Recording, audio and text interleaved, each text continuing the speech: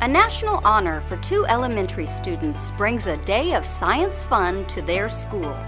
Plus, we'll show you how technology and design are helping transform a library into a learning commons.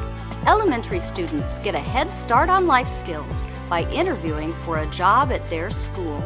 And high school bakers face off in the first district-wide pie challenge. It's all ahead on this episode of Spotlight on Shawnee Mission.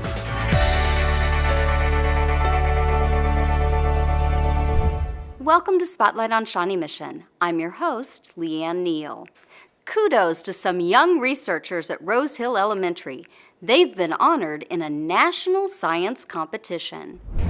We're here to celebrate winning students, we're here to celebrate science, and we're here to celebrate Rosehill Elementary School. The DuPont Challenge drew more than 9,000 entries. Rosehill 4th graders Samantha Cowick and Hannah Giblin took home the grand prize in the elementary division. We won the DuPont Challenge, and we won first place grand prize winners from the whole United States and Canada. Let's start with sunscreen. You should get 30 SPF or higher. Their project focused on skin cancer awareness and how it can be prevented. As part of their project, the girls created a video to share with fellow students, as well as on social media sites. One of the reasons that they won was because they had an action plan. So they used scientific theory, and once they completed their project, we were really impressed with how you interviewed people and how you are raising awareness around skin cancer. And so we salute you. We're really proud of your work. Congratulations. But the grand prize winners weren't the only ones being celebrated at Rosehill. What makes your school unique is that in addition to having a grand prize winner, you also had 2 honorable mention winners as well. That's something that has never happened before. So you are truly a pioneer, and we certainly thank you for your contribution. First up, Team Germ. We congratulate you, scientists, for your essay and your project, Germ Prevention. The Freeman All-Stars also received an honorable mention. I learned how to prevent the damage of our water quality. Rosehill instructional coach Brandy Leggett helped guide these young scientists and believes in the power of this kind of project-based learning. The biggest way that helps them learn is that they have complete ownership on it. So it just became like, as a teacher, it was just a facilitator. It made them have to think critically, where it was a lot more thinking involved instead of us telling them what they needed to do. 1, 2, 3! To celebrate Rosehill's science success, DuPont brought chemist and performer Grand Hank. So what we did here was called a combustion reaction. Let me hear y'all say combustion reaction. Combustion reaction. Mixing humor, hip-hop music, and a heavy dose of audience participation, Grand Hank presents experiments, introduces vocabulary, and encourages students to be scientists. Today's program was really about showing them a little bit of how combustion reactions work, also how carbon dioxide can be captured using dry ice, things of that nature. Nothing too heavy, but something to inspire the spark and create that interest. After Grand Hank wowed the crowd with his science magic, Ms. Simon had one more trick up her sleeve. I'm extremely proud to present this trophy to the school, and it is in recognition for the great work you've done. I thought their presentation was great. I thought it was well thought out, and I thought that it inspires now other kids to want to participate. When they see that science actually has a reward at the end of all the hard work, something of this magnitude, they're going to remember this for the rest of their lives. We want our students, whether they are in grade kindergarten or 12th grade, to understand if there's a scientist in them, we want them to ask questions, because there's always great questions and they come from our students. But not only to ask them, to seek to find the answers to those questions. To honor the educators who helped lead these winning scientists, DuPont is sending Leggett and teacher Travis Myers to the National Science Teachers Association Conference in Los Angeles. Up next, community partners find a tasty way to reward students for doing the right thing.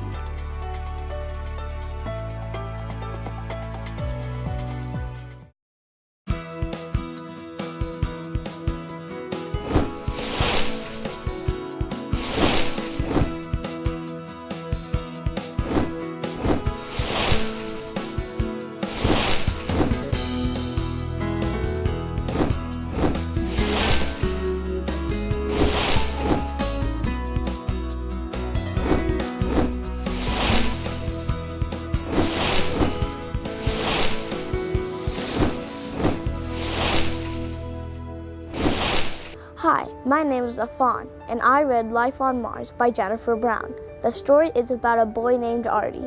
Artie wants to prove that there's life on Mars. When his dad loses his job, his parents have to go away house hunting in Las Vegas. Artie needs to go to his new neighbor, Mr. Death. Could Mr. Death's true identity be just what Artie needs to prove life on Mars? I rate this book 5 out of 5 because I like the comedy and suspense. If you like science fiction and astronomy, check out Life on Mars by Jennifer Brown.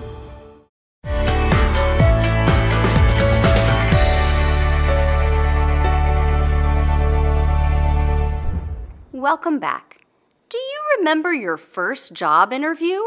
Did it happen when you were in elementary school? For 6th graders at ApacheIS, it did. Check it out. How are you? Thanks for coming in. What's your name? Isaac? All right. Can I see your resume real quick? So today the 6th graders are looking at jobs that they would like to earn, and it's an authentic experience for them in that they are now taking part in interviews. And so there are a number of HR staff members and other district leaders, along with ApacheIS leaders here, who are doing actual formal interviews with the 6th graders and taking them through a very similar process to what we have all been through. Talk to me about how I know that I could count on you for this job. Interviews are something they're going to have to get used to their entire lives. So we did some practice rounds in our room, and I told the kids, you shake hands, you make eye contact. So it's just a life skill that if they start developing it early, it'll be more beneficial, especially because 6th graders will probably be interviewing for their first jobs here in 4 or 5 years, and if they already have started to establish that skill, it'll help them be more successful. I got interviewed for a job at ApacheIS to be a classroom helper. At first I was really nervous. I've never really had an interview before, so having this just really basically set me up for my future and my future jobs that I will have. Well, I dressed up this nice because I want them to know that, hey, I'm not playing around. I really want to get a job here. I want to help this school out. When you get a job, you have lots of responsibilities that you have to hit, and you have to, it's mostly respect and being trustworthy and all of that stuff. So I know that one day when I get a job, I'm going to make a lot of money. How are you going to help Apache by doing this job? We're looking at really the whole child in this process, which I would say is the purpose and intent in any kind of project-based learning, is being able to incorporate all of those skills into something that's real life and meaningful for them, because they ultimately will be given one of these jobs. So they get to then kind of experience the success of that and take this with them down the road when they're ready for a paying position. Students interviewed for a variety of roles at the school, including teacher's assistant, student news crew, and facilities crew positions. At Shawnee Mission North, doing the right thing has its benefits, especially when community partners step in to help. Today is Pi Day at Shawnee Mission North, and this is an event for our students who have earned the wooden nickels through positive behavior, showing us those tribe tenets, and they're able to buy a pie for their family for Thanksgiving. We've got French silk, pumpkin, apple, and cherry. We'll give you a coupon and then come back at 2:30 to the cafeteria and you'll pick up your pie. As it turned out, earning nickels proved to be quite an incentive for students to go above and beyond. Students would, come in and can I wipe your tables down to earn a nickel, or what do I have to do to get a nickel? It kind of spread like wildfire in the building that, ooh, my friend has one, I want one, how do I get it? What do I need to do? So it was really great to see that in the school. Wooden nickels are handed out to students who are showing exemplary behavior or doing things that beyond what is expected of them. And it's just fun. People look forward to it. Getting nickels was like an exciting thing, so everyone was trying to get nickels for pie. So French silk and apple. Holtgraves says, in addition to encouraging positive behavior, the idea was also to help some students out. Kind of found out about a good portion of our kids are on a free and reduced lunch plan, so there's obviously no way you can buy a pie for Thanksgiving.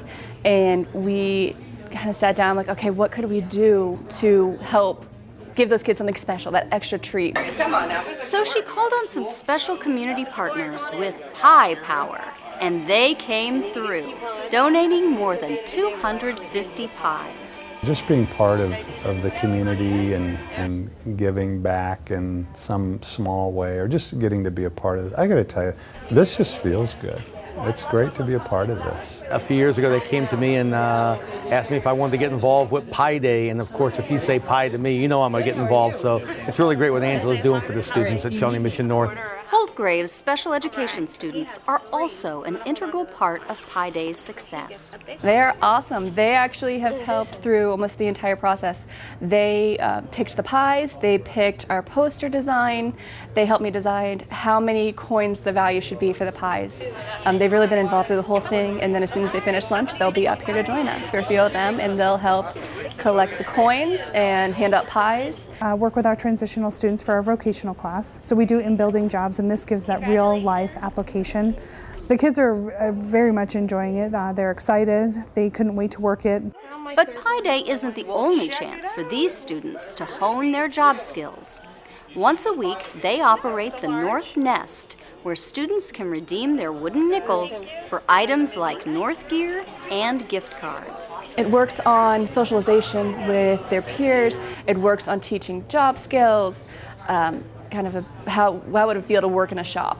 So it's a really great experience for them. It's a lot of fun. Just to have people be able to come into our building and see our kids and see how appreciative they are, how genuine our community is to receive any type of recognition and rewards for their hard work.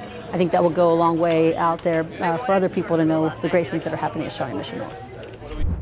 Speaking of pies, culinary students from across the district put their pie crafting skills to the test in the district's first pie challenge.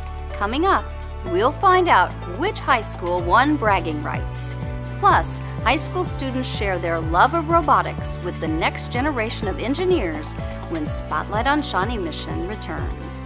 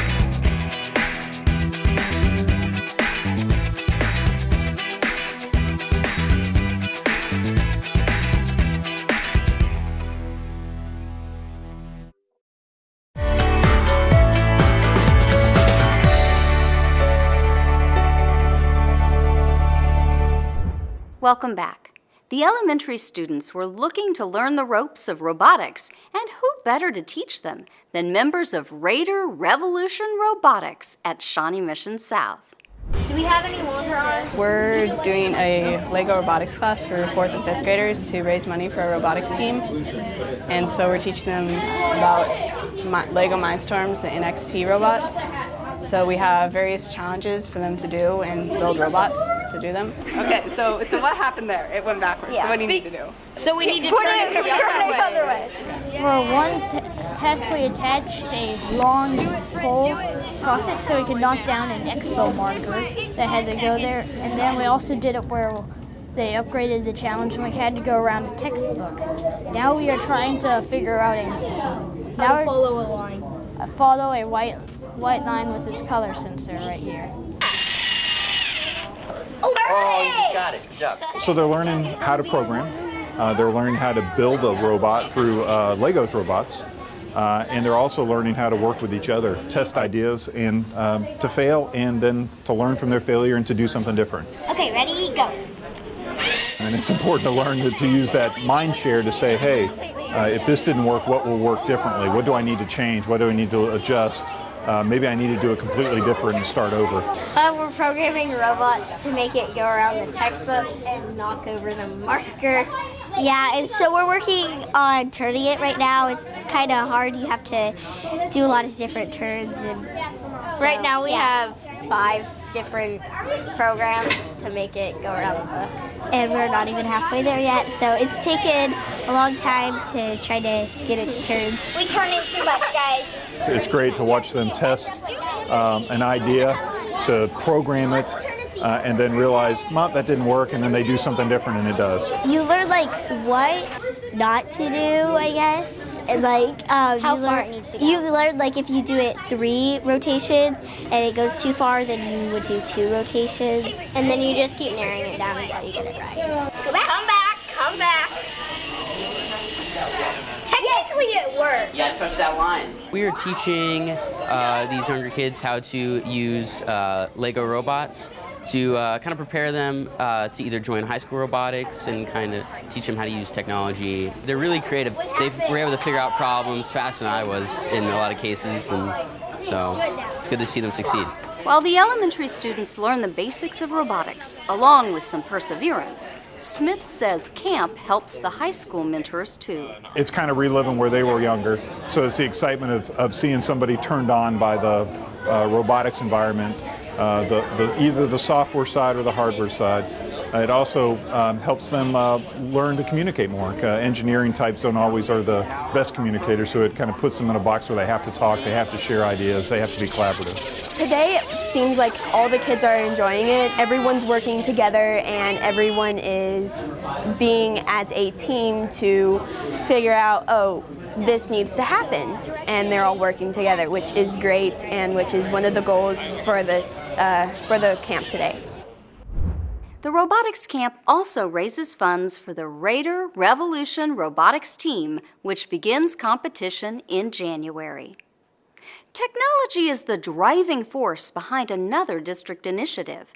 This one is transforming the old school library into something new. Check out Shawnee Mission North's Learning Commons. We're celebrating our Learning Commons, and this has been a process that's taken place over the last several months. Construction started over the summer, and this is kind of the event that we're celebrating all of the pieces coming together. We're here this afternoon to celebrate this wonderful renovation of our library that we now proudly call the Shawnee Mission North Learning Commons. This new learning space is already and will continue to serve as a shared space for technology, remote education, collaboration, tutoring, and content creation. Thank you to our students. You're why we're here, so you can see some of that technology, some of the things that our students are doing. And so, watching what's occurring there, things have changed a little bit since some of us were in high school. When I went to school, they didn't have anything even close to this. For one thing, you couldn't talk in the library, and this is to be a great place to learn with your fellow students, to be with them to learn and to teach.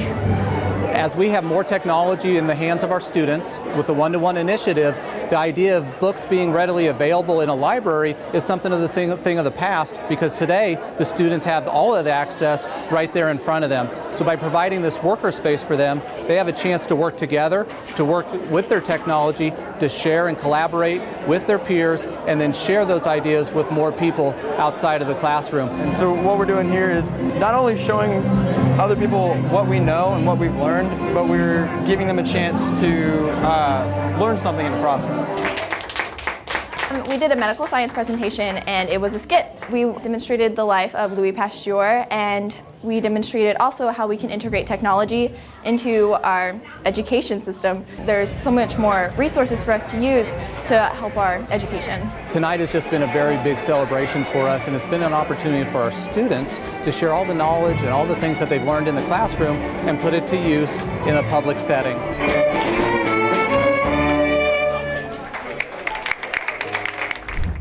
Up next, a winner-takes-all contest of epic proportions.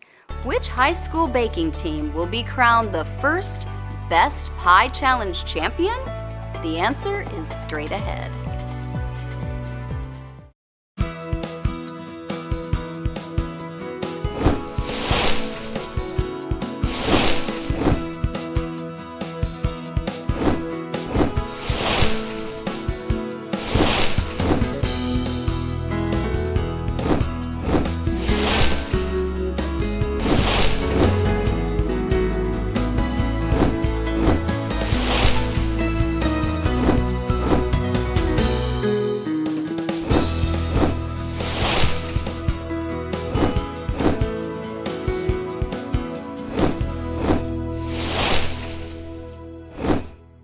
Hi, my name is Dylan, and I read the book The Night Gardener by Jonathan Exer. The story is about two siblings, Molly and Kip, who were abandoned by their parents. They met a family and became servants for them. They learned the truth about the house and how there was a tree that could give them anything they wanted. Each time they asked the tree for something, the tree would ask for a drop of their soul in return. The tree was planted a long, long time ago by a man who went by the name of the Night Gardener. The Night Gardener is dead, but he is a spirit that can turn into physical things and chases them because they were hurting the tree. I thought this book was a very, very good book because of how the author didn't forget of how the characters felt. I also really liked the suspense in the book. I rate this book 4.5 stars out of 5 for its dialogue, characters' feelings, actions, and how the storyline progressed at a steady speed. If you see it, make sure to read it.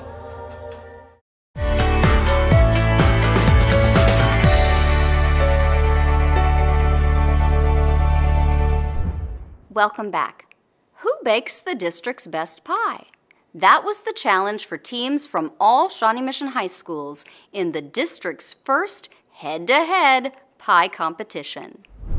And I want to welcome all of you, and I think this is a great opportunity for you guys to have some fun, you know, get to cook in a different area, and I think that for most chefs, cooking in different kitchens is always the biggest challenge. The student teams first had to win a competition at their home schools to earn a spot in this district-wide competition. We're in the advanced food class, and so we make a pie for the contest within the school.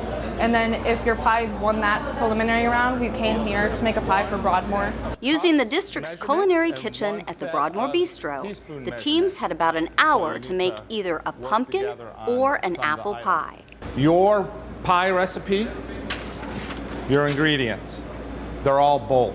So you need to measure, decide what you're going to do. After instructions from Chef Bob Broussard, it was time to get baking.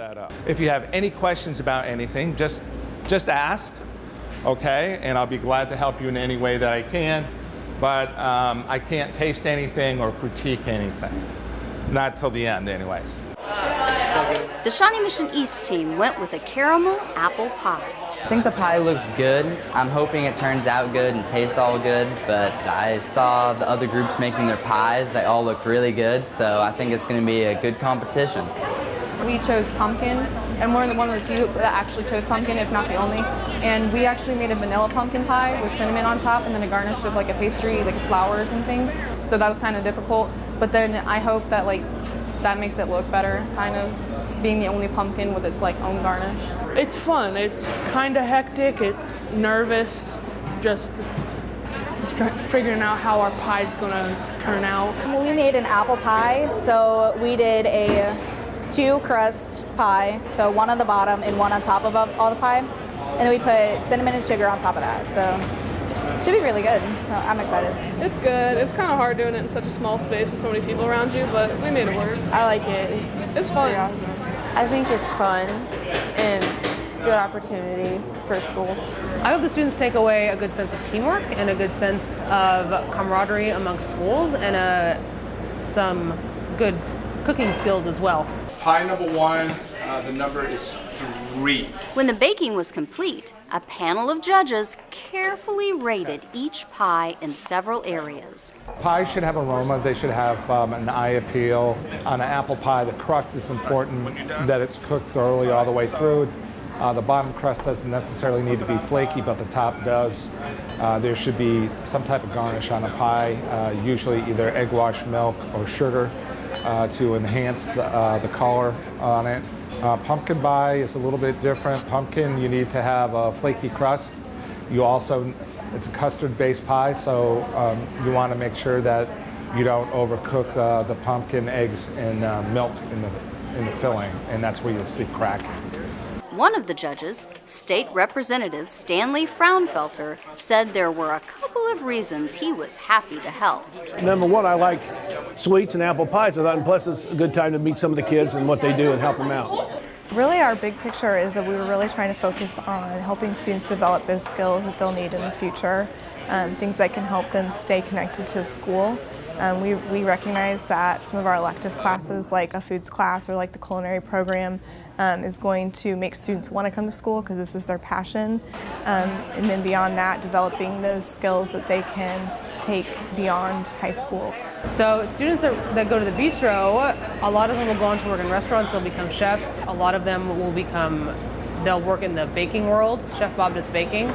Chef Justin does culinary arts. They're really prepared for real world opportunities right when they're out of high school. Between first and sixth place, less than 17 points, guys. Just to share with you, so that's an awesome job. You guys did really good. So what did the judges think? Overall, I think everything was good. The crusts were pretty consistently rolled, pretty even. We didn't have any bottom crusts that were really like raw. No matter what the scores or what you did, don't be disappointed. You know, you gave it your best. Some constructive criticism is there. I mean, change it a little bit, but I think any one of those pies is ready for Skills USA. Grand prize for the first annual cook-off was Team 1 with their pie. And so the team from Shawnee Mission South becomes the district's first ever Best Pie Challenge champions. I'm really proud because our school is the first one for this kind of pie contest to win. I mean, I'm really happy. I can't stop smiling. Runner-up went to the pie made by the team from Horizons. And following the success of this first event, it sounds like the District Pie Fest is just getting started. I believe we're going to do another pie competition in the spring, so we have a traveling rolling pin, which is a trophy to acknowledge what school does the best job on the pie. So I think that's awesome. Congratulations to Shawnee Mission South and all of the other pie baking teams. What an outstanding competition. That's all the time we have for this episode of Spotlight on Shawnee Mission. Join us again as we continue to feature the programs and people of Shawnee Mission who are helping guide students to success. Thank you for watching.